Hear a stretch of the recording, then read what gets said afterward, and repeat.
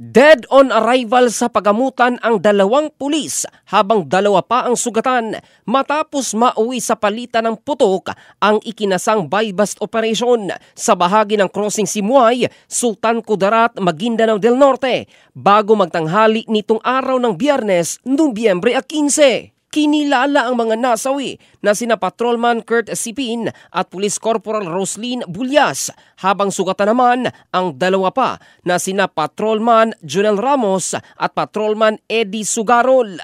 Sa ulat, inilunsad ng Philippine Drug Enforcement Agency Special Operations Unit Bangsamoro Autonomous Region at pulisya ang operasyon, ngunit sa kasagsagan ng transaksyon ay bumunot ng baril ang mga target.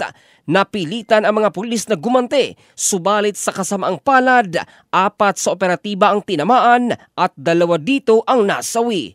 Sugatan naman ang mga sospek na kinilalang sina Suhud Kasim at Ting Katulanganan kung saan nakuha sa kanilang posisyon ang 1 kilo ng suspected shabu na nagkakahalaga ng 6.8 million pesos.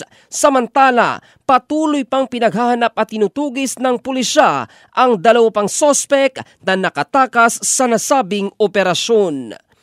In the heart of changing lives, ito si Jofel Candado ng Brigada News Philippines, the Music and News Authority.